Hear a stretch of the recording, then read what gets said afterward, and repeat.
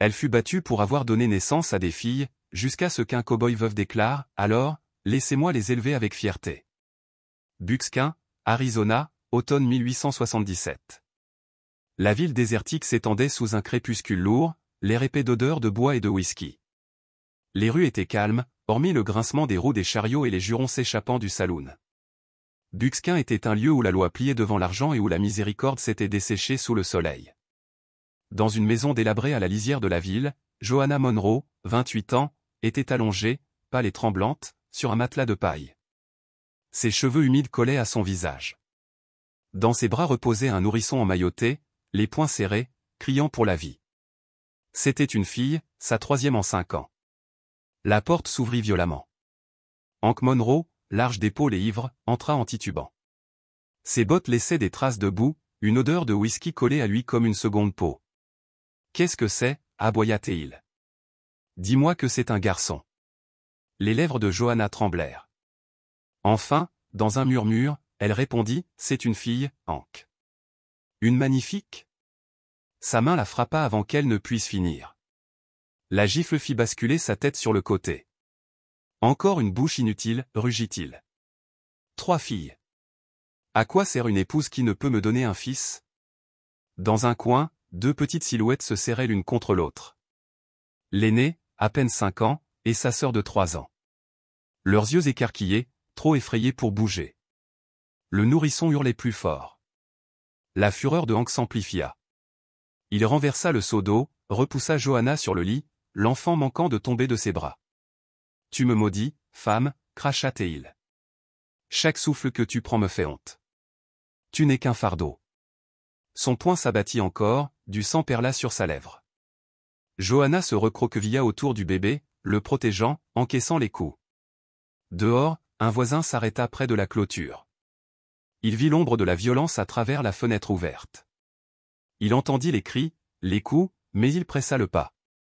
À Buckskin, on n'interférait pas dans les affaires d'un autre homme. Enfin, Joanna fut jetée dans la cour. Elle tomba à genoux, le visage strié de sang, les bras serrant le nourrisson.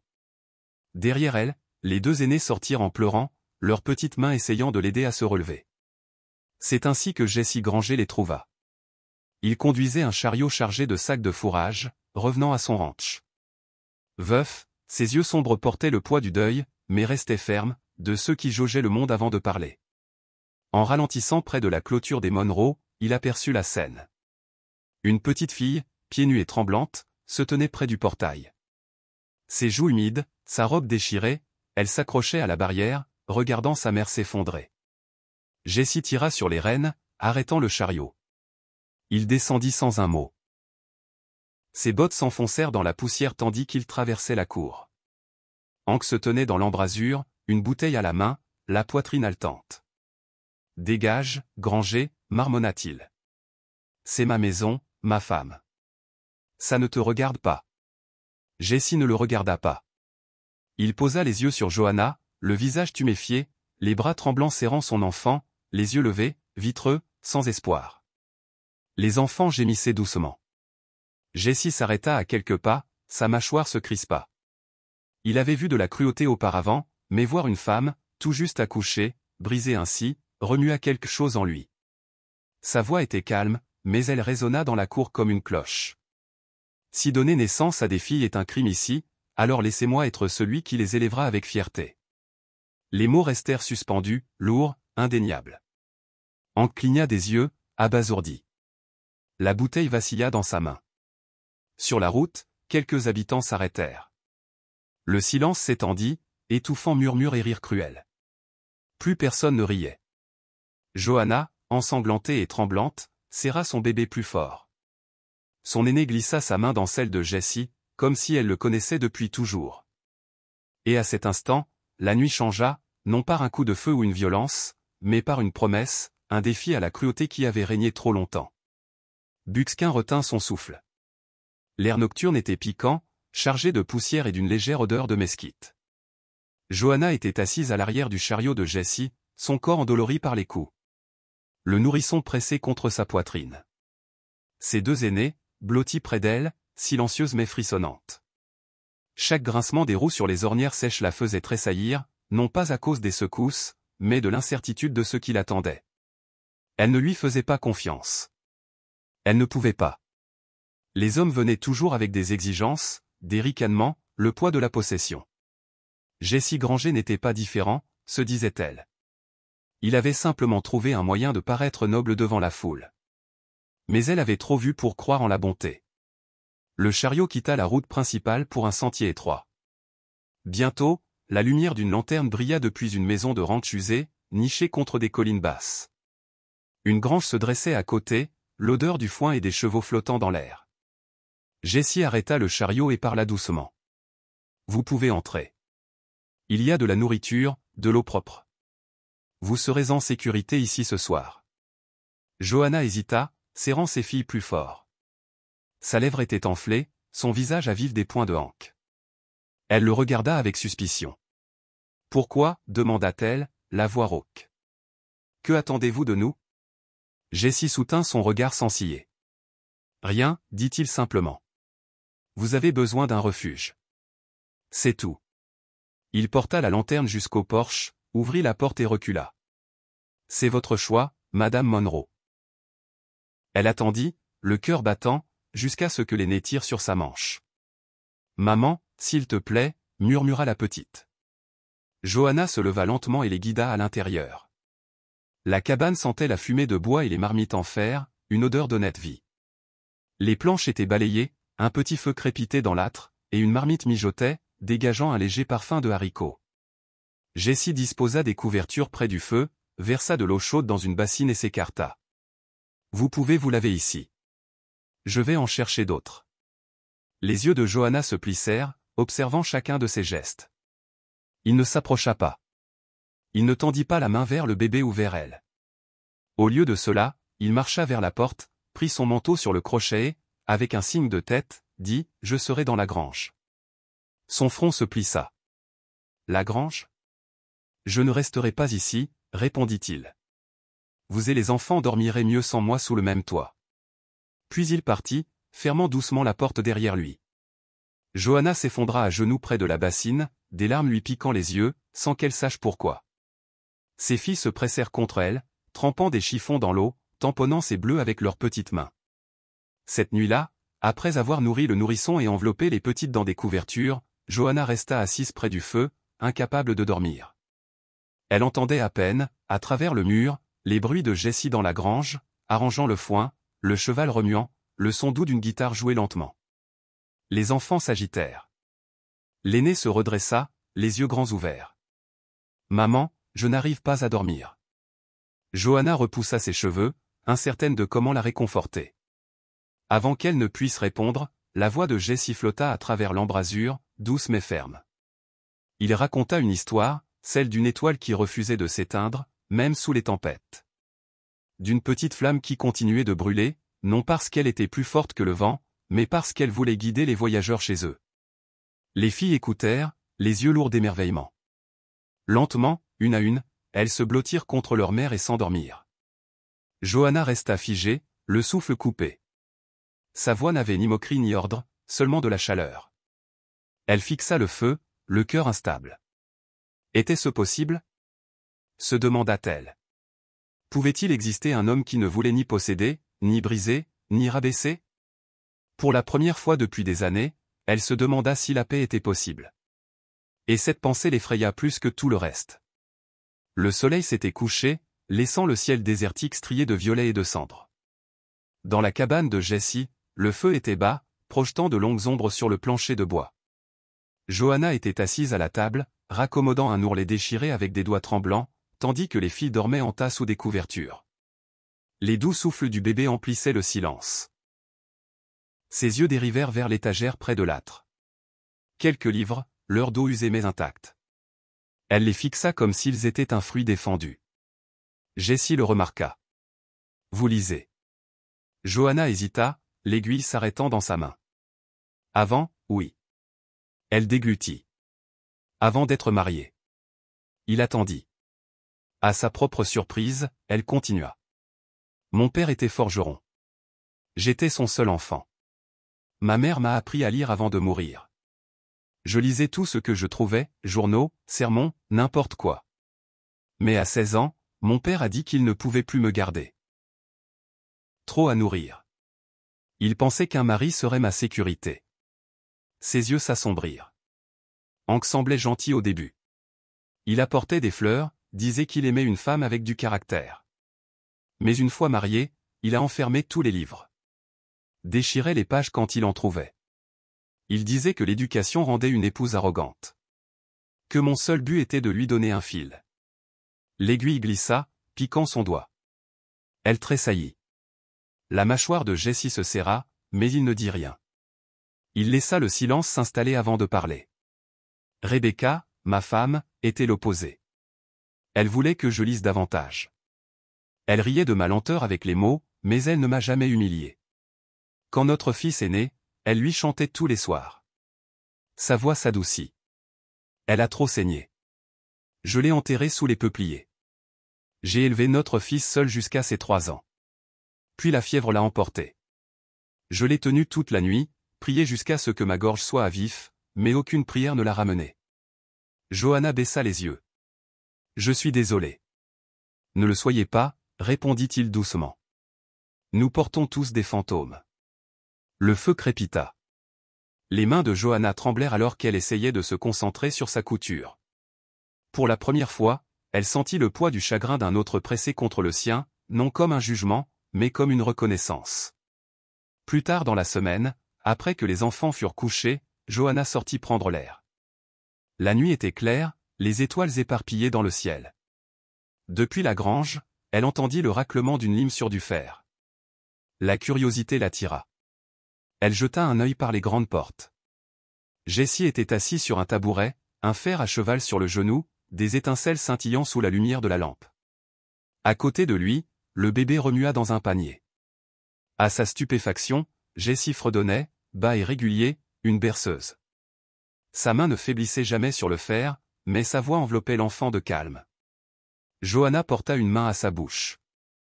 Sa poitrine se serra jusqu'à ce que son souffle se bloque.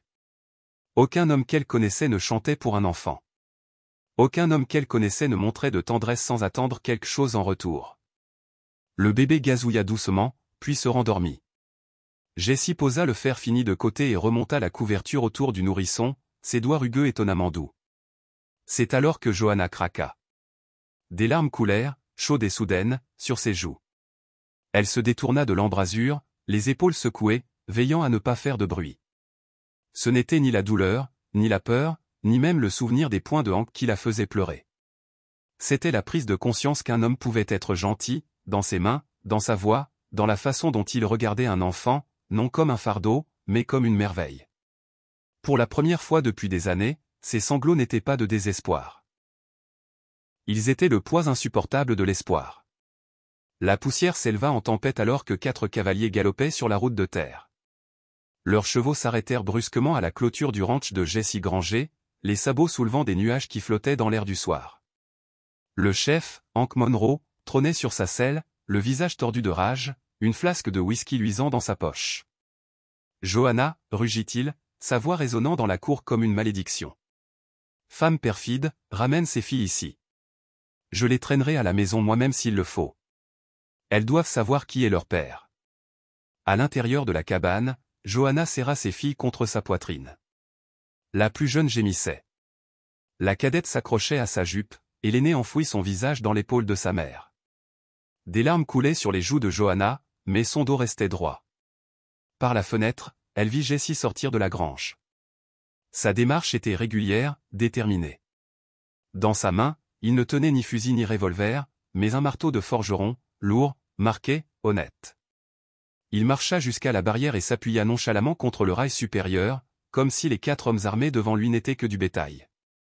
Hank ricana. « Regarde-toi, Jessie Granger, veuve jouant au sauveur. Tu crois vraiment que tu vaux mieux que moi ?» Le visage de Jessie ne trahissait aucune colère. Sa voix était calme, comme une rivière au débit lent. « Meilleur ? Je ne sais pas. Mais je sais une chose. Sous mon toit, aucun enfant ne sera jamais appelé un fardeau. Ici, ils ne sont pas une erreur. Ce sont des personnes. » Les mots frappèrent plus fort que des poings. Même les chevaux semblaient s'agiter, mal à l'aise. L'un des hommes de main de Hank éclata d'un rire sec et éperonna son cheval en avant. Assez parlé.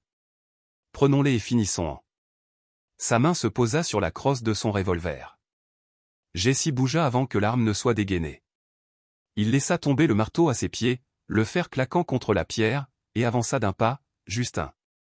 Ses yeux se fixèrent sur ceux du tireur, froid et inébranlable. « Tire si tu veux, » dit Jesse, la voix basse mais percutante. « Mais sache ceci, le premier qui tire ne repartira pas. La terre sous tes pieds sera ta tombe, et tes amis seront ceux qui t'enterreront. » Le silence qui suivit était étouffant. La tension se tendit comme un fil d'acier. Le seul bruit était le sanglot étouffé d'une petite fille depuis la fenêtre de la cabane. Le tireur se figea. Ses doigts frémirent une fois, puis s'éloignèrent de son arme. Son cheval s'agita sous lui, nerveux. Sur la route, des habitants commencèrent à se rassembler, curieux du tumulte. Quelques hommes, 2 ou 3 femmes, des voisins ayant entendu les cris de Hank. Aucun n'intervint, mais leur présence pesait lourd, les yeux fixés sur Hank, attendant, jugeant. La bravade de Hank vacilla. Il bougea sur sa selle, la rage luttant contre le doute. Pour la première fois, le pouvoir qu'il avait brandi si librement semblait lui échapper. « Allez, les gars, » marmonna-t-il, tirant fort sur ses rênes. « Ce n'est pas fini. » Les hommes de main hésitèrent, jetant des regards entre la posture ferme de Jesse et la foule qui se formait derrière eux. Un par un, ils firent demi-tour. Hank cracha dans la poussière et partit au galop dans un nuage, son orgueil plus blessé que sa chair. La cour retrouva son calme. Jesse se baissa, ramassa son marteau et le raccrocha au poteau de la clôture, comme si rien ne s'était passé. Il ne regarda pas les cavaliers s'éloigner. Il n'en avait pas besoin point depuis l'embrasure de la cabane, Johanna se tenait debout, ses filles pressées contre elle. Elle avait vu la cruauté de Hank 1000 fois, ses poings, sa rage. Mais elle n'avait jamais vu un homme se tenir au grand jour, désarmé, et protégé, non par la violence, mais par la conviction. Ses larmes coulaient librement, non plus de peur, mais du poids inconnu de la sécurité. Pour la première fois, elle vit la différence entre un homme qui régnait par la peur et un autre qui se tenait par l'honneur. Les jours s'étirèrent en quelque chose de plus doux que tout ce que Johanna avait connu. La lumière du matin filtrait à travers les volets de la cabane de Jesse, et au lieu de la voix cinglante de Hank, elle se réveillait au son des rires. Les rires de ses filles. Jesse leur avait promis un cerf-volant. Il découpa des bandes de tissu usé, tailla des branches lisses pour le cadre, et montra aux filles comment tout assembler avec de la ficelle. Leurs petites mains, maladroites mais enthousiastes, suivirent ses instructions comme s'il était un maître d'école. Quand le cerf-volant s'éleva enfin dans le ciel désertique, le tissu coloré flottant contre le bleu, les filles crièrent de joie. Johanna se tenait près de la clôture, la main en visière, regardant Jesse laisser l'aîné tenir la corde. Il courait à ses côtés, stabilisant sa prise, l'encourageant. La scène était si simple, si ordinaire, et pourtant elle frappa Johanna comme une révélation. Ces filles n'étaient pas des fardeaux ici. Elles étaient des enfants, libres de rire sans crainte d'être réduites au silence. Le soir, Jesse dégageait un coin de la table. Il étalait des bouts de papier et des bâtons de charbon, apprenant aux filles à dessiner. Elles griffonnaient des maisons tordues, des chevaux grossiers, des étoiles maladroites. Jesse louait chaque trait. Puis il leur racontait des histoires, des récits de femmes qui avaient traversé des montagnes, défendu des convois, soigné les malades, construit des villes à main nue. Sa voix était calme, ferme, révérencieuse. Johanna écoutait, stupéfaite. Personne n'avait jamais parlé des femmes autrement que comme des épouses ou des mères destinées à servir. Et pourtant, cet homme disait à ses filles que les femmes avaient du courage, qu'elles façonnaient le monde. Un après-midi, pendant que les enfants faisaient la sieste, Johanna s'attarda près de l'étagère de livres. Elle toucha le dos d'un volume usé, un recueil de fables qu'elle avait aimé enfant. Elle murmura le titre, osant à peine espérer. Ce soir-là, Jesse posa un carnet neuf devant elle. Sur la première page, de son écriture rugueuse, il avait recopié l'histoire d'ouverture de ce livre. « Je me suis souvenu que vous l'aimiez », expliqua-t-il, presque timidement. Certaines pages étaient déchirées. J'ai pensé que ça pourrait t'aider. Sa gorge se noua. Elle traça les lettres du bout des doigts, les larmes montant. Pour la première fois depuis des années, elle lut à voix haute, hésitante mais ferme, et il écouta comme si chaque mot était précieux. puis vint la nuit où elle tomba malade. Rien de grave, peut-être une fièvre d'épuisement, mais cela la secoua. Elle était allongée sur le petit lit, grelottante, incapable de garder les yeux ouverts. Jessie apparut à son côté avec une tasse fumante de tisane. Il la posa, puis plaça un linge chaud sur son front. Il ne demanda pas la permission. Il ne questionna pas. Il fit simplement ce qui devait être fait, sans exigence, sans attente. Johanna cligna des yeux à travers le brouillard de la fièvre. La lumière de la lampe adoucissait les traits durs de son visage. Ses mains, habituées aux cordes et au fer, se déplaçaient avec une douceur surprenante. Sa voix se brisa. « Pourquoi faites-vous tout ça? Pour moi? Pour elle ?» Jessie s'arrêta, sa main reposant encore sur son front, ses yeux baissés comme si la réponse lui coûtait. « Parce que j'ai espéré un jour que quelqu'un le ferait pour ma femme, dit-il doucement. Mais personne ne l'a fait. Et puis, il était trop tard. » Le silence qui suivit était rempli du crépitement du feu, des respirations régulières des enfants endormis, du grincement de la maison contre le vent du désert. La main de Johanna trembla sur la couverture. Lentement, comme attirée par une force au-delà de sa volonté, elle tendit la main et effleura la sienne. Le contact fut bref, hésitant, sans promesse, sans déclaration. Mais en cet instant fugace, elle ressentit la reconnaissance de deux âmes marquées par la perte, choisissant pourtant la douceur là où la cruauté avait autrefois régné. Ses lèvres s'entr'ouvrirent, mais aucun mot ne vint. Aucun d'eux ne parla. Il n'en avait pas besoin. Le toucher silencieux disait tout, « Je te vois. Je te comprends. Et je ne détournerai pas les yeux. » Le matin se leva, gris et agité, une lumière qui rendait chaque ombre plus longue. Johanna était assise seule à la table, de l'encre tachant ses doigts après la lettre qu'elle avait écrite dans la nuit. Elle l'avait pliée soigneusement, la plaçant là où Jessie ne pourrait pas la manquer. Sa poitrine semblait vide, mais elle se disait que c'était la seule solution. Le bonheur était pour les autres, pas pour elle. Elle ne prit rien, resserrant simplement son châle autour de ses épaules. Ses filles remuèrent dans leur couverture, mais elle ne put se résoudre à les réveiller. D'un pas tremblant, elle ouvrit la porte et s'éclipsa dans l'aube pâle. Quand les filles se réveillèrent, l'absence fut immédiate. Elles ne demandèrent pas de petit déjeuner. Elles ne coururent pas à la grange ni ne bavardèrent comme d'habitude. Au lieu de cela, elles s'assirent en rang silencieux sur les marches du porche, les genoux ramenés contre la poitrine, les visages figés d'inquiétude. À l'intérieur, Jessie trouva la lettre. Il la lut une fois, puis une seconde, les yeux fixes, la mâchoire serrée. Il ne jura pas, ne se lança pas à sa poursuite. Il plia simplement la lettre et la glissa dans sa poche. Puis il alla vers une petite boîte près de son lit et l'ouvrit. À l'intérieur, il prit un médaillon d'argent. La chaîne était usée, le fermoir lâche, mais à l'intérieur reposait une mèche de cheveux et un bout de ruban fané, tout ce qui restait de sa femme, Rebecca. Il le tint un moment, le pouce caressant le métal, puis le porta jusqu'au porche. La plus jeune fille était assise au bord de la marche, ses petites mains tordant l'ourlet de sa robe. Jessie s'accroupit, sa voix basse et calme. « Apporte ça à ta maman, » dit-il, plaçant le médaillon dans sa paume. Dis-lui qu'il appartenait à une femme qui méritait de vivre pleinement. Dis-lui qu'elle le mérite aussi. L'enfant cligna des yeux, écarquillé, serrant le médaillon de toutes ses forces. Non loin sur la route, Johanna s'était arrêtée à un tournant. Ses pieds refusaient d'aller plus loin, bien que son cœur lui dise de partir. Elle se retourna et vit ses filles sur les marches.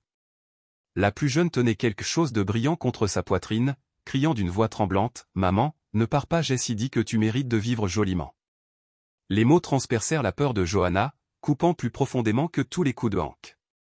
Ses genoux fléchirent. Elle revint en titubant vers le porche, les larmes brouillant sa vue. Les enfants se précipitèrent vers elle, enroulant leurs bras autour de sa taille. Le médaillon fut pressé dans sa main, chaud de la prise de sa fille. Johanna s'effondra à genoux, les serrant contre elle. Elle leva les yeux à travers ses larmes et vit Jessie dans l'embrasure, silencieux, observant. Il n'avait pas bougé pour la réclamer, n'avait pas essayé de la lier par des promesses. Il lui avait simplement rappelé qu'elle méritait de rester. Et pour la première fois, Johanna le crut. Le tribunal de Buckskin n'avait jamais vu autant de monde. La nouvelle de la pétition de Hank Monroe s'était répandue rapidement. Il prétendait que Jessie Granger avait volé sa femme, l'avait hébergée illégalement, et avait porté atteinte à la sainteté du mariage. Pour beaucoup, ce n'était qu'une audience de plus, mais pour d'autres, cela ressemblait à un règlement de compte. Le juge, un magistrat itinérant, était assis à l'avant dans un manteau noir usé, son marteau posé lourdement devant lui. Hank se tenait dans l'allée, l'air suffisant, son orgueil meurtri maquillé en indignation vertueuse. « Votre honneur, déclara-t-il, la voix tranchante d'une outrage bien répétée. Cet homme a volé ma femme de chez moi. Il a monté mes enfants contre moi. Je demande que la loi me rende ce qui est à moi. » Les murmures parcoururent la foule. Jessie se leva lentement de son banc. Ses larges épaules semblaient porter non seulement son propre chagrin, mais le poids de tous les regards dans la salle. « Votre honneur, dit Jessie, la voix ferme. S'il faut blâmer quelqu'un, que ce soit moi. J'ai accueilli Johanna et ses filles chez moi. Je leur ai donné un abri.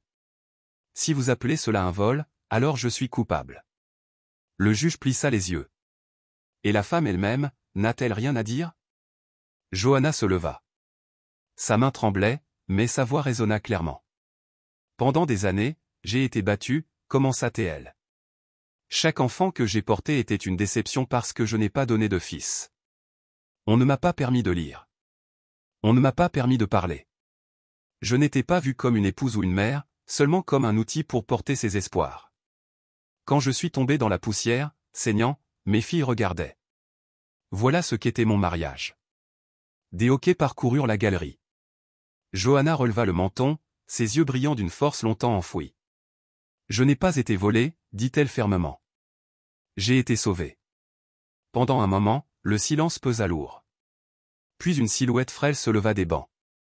C'était Madame Agnès Whitfield, la vieille bibliothécaire qui vivait à Buckskin depuis avant que beaucoup ne s'en souviennent. Elle s'appuya sur sa canne, sa voix fine mais inébranlable. « Johanna n'a jamais appartenu à Hank pour qu'il la perde, dit-elle. Elle est elle-même, et cette ville l'a vue changer. Elle a lu pour nos enfants sur la place. Elle a appris les lettres à nos filles, leur a raconté des histoires de femmes dignes d'admiration. Elle n'est pas une propriété. Elle est un exemple. » Une à une, d'autres femmes se levèrent. Une épouse de rancher aux mains calleuses, une lavandière encore en tablier, une institutrice. Chacune raconta comment Johanna avait partagé des bribes de savoir, murmuré des encouragements à leur fille, montré qu'une fille pouvait être plus qu'un fardeau. Hank bafouilla, le visage rouge. Des mensonges, tout ça.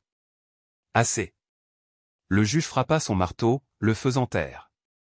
Il se pencha en avant, son regard dur fixé sur Hank. « La loi de ce territoire ne donne pas à un homme la propriété de l'âme d'une femme, déclara le juge. Une épouse n'est pas du bétail à marquer ou à réclamer. Elle est une personne, et une personne peut choisir où elle appartient. » Il frappa le marteau une fois. Le son claqua comme le tonnerre. Ce tribunal décide que Johanna Monroe est libre de vivre où elle veut. Aucun crime n'a été commis. L'accusation est rejetée. La foule éclata, non en huées, mais en applaudissements, bruts et sans retenue. Les femmes pleuraient. Les hommes baissaient la tête. Les filles de Johanna s'accrochaient à ses jupes, leurs yeux écarquillés comme si elles voyaient leur mère pour la première fois. Jessie resta immobile, les mains jointes devant lui, mais ses yeux rencontrèrent ceux de Johanna à travers la salle. Aucun mot ne passa entre eux, pourtant tous deux savaient que quelque chose avait changé à jamais. Pour la première fois à Buckskin, la loi avait parlé non pour le mari, mais pour la femme. Et à cet instant, Johanna Monroe n'était plus une possession. Elle était libre. Le vieux pommier derrière le ranch de Jessie se dressait depuis des décennies. Ses branches tordues par l'âge, son écorce rugueuse comme du cuir. Ce printemps-là, il éclata en fleurs, des pétales pâles tombant comme de la neige à chaque brise. Sous son ombre, des bancs avaient été construits avec des planches brutes, et une couverture avait été étendue sur le sol. Ce n'était pas une église, mais c'était sacré à sa manière. La ville se rassembla discrètement, pas tout le monde, mais assez. La bibliothécaire avec sa canne, les épouses de rancher, quelques voisins qui autrefois n'avaient fait qu'observer. Il apportait des paniers de nourriture, des bocaux de fleurs sauvages, et une révérence née de la contemplation de quelque chose attendu depuis trop longtemps. Johanna se tenait dans une robe blanche simple. Pas de soie ni de dentelle, juste du coton, soigneusement cousu de sa main. Ses filles avaient travaillé des semaines sur un voile, assemblant des morceaux de tissu, le brodant de petites fleurs maladroites. Elle riait en le fixant dans ses cheveux, fière du cadeau qu'elles avaient créé. Jessie attendait sous l'arbre, son chapeau à la main, son visage solennel mais animé d'une lumière discrète. Quand Johanna prit sa main, elle ne sentit pas de la possession, mais un partenariat, des doigts forts mais doux autour des siens. Sa voix trembla alors qu'elle parlait, non de peur, mais de vérité. « Je croyais autrefois que mon seul but était de porter des enfants, dit-elle doucement. Je pensais que je ne pouvais pas vivre, seulement endurer. Mais tu m'as montré autre chose. Tu m'as appris que je pouvais aimer et être aimé en retour. » La foule se tut, écoutant. Les yeux de Jessie s'adoucirent alors qu'il se penchait vers elle. « Et ces 3 filles, murmura-t-il, sont la plus belle preuve de vie qu'une mère puisse donner. » Ses larmes coulèrent librement alors, mais ce n'étaient pas les larmes de honte qu'elle avait connues auparavant. C'étaient les larmes d'une femme qui avait enfin quitté les ombres. À un signe de Jessie, l'aînée s'avança, portant une petite boîte en bois. À l'intérieur reposaient 2 anneaux simples, des bandes d'argent lisse, martelées par les mains de Jessie à la forge. La fille les glissa soigneusement dans la main de sa mère, puis dans celle de Jessie. Ils les échangèrent sans éclat, glissant le métal sur la peau comme pour sceller quelque chose qui était déjà vrai. Madame Whitfield, la bibliothécaire, se leva tremblante de son banc. Dans ses mains, elle tenait un papier plié. En s'éclaircissant la gorge, elle lut un court poème, sa voix tremblante mais forte. Pas des chênes mais des racines, pas de la peur mais des fleurs. Ici, sous le pommier, une femme trouve sa place. Les mots se mêlèrent aux branches, se fondant dans l'odeur des fleurs. Quand Jessie embrassa Johanna, les filles applaudirent et crièrent, leur rire résonnant dans le verger. Les voisins souriaient, certains essuyant leurs yeux. Le repas simple qui suivit au pain, ragoût, pommes fraîches avait le goût d'un festin. Alors que le soleil se couchait, peignant le ciel d'une lumière ambrée, Johanna regarda autour d'elle. Autrefois, sa maison était faite de murs de silence et de coups, un lieu où ses filles se recroquevillaient dans les coins. Maintenant, elle dansait pieds nus dans l'herbe, poursuivant les pétales qui tombaient comme des bénédictions. Elle posa sa tête contre l'épaule de Jessie. « Nous sommes une famille maintenant, murmura-t-elle. Il pressa un baiser dans ses cheveux. Nous l'avons toujours été. Il fallait juste que le monde le voie. Sous le pommier en fleurs, les rires des enfants s'élevaient comme un hymne. Une maison qui autrefois ne connaissait pas la joie était devenue un foyer, un lieu d'apprentissage, de sécurité, de fierté. Johanna Monroe n'était plus la femme battue pour avoir donné naissance à des filles. Elle était une mère chérie à cause d'elle, et une mariée qui avait enfin choisi sa propre vie. Si cette histoire a touché votre cœur, si le voyage de Johanna de la douleur à la liberté vous a rappelé que l'amour peut fleurir même dans le sol le plus aride, ne le laissez pas s'arrêter là. Appuyez sur le bouton « J'aime », partagez-le avec un ami qui croit encore en l'espoir, et abonnez-vous pour plus d'histoires de courage, de rédemption et d'amour qui défient les obstacles. Parce que, sur la frontière, les balles peuvent briser le silence, mais c'est l'amour qui écrit l'histoire. À bientôt pour la prochaine aventure, partenaire.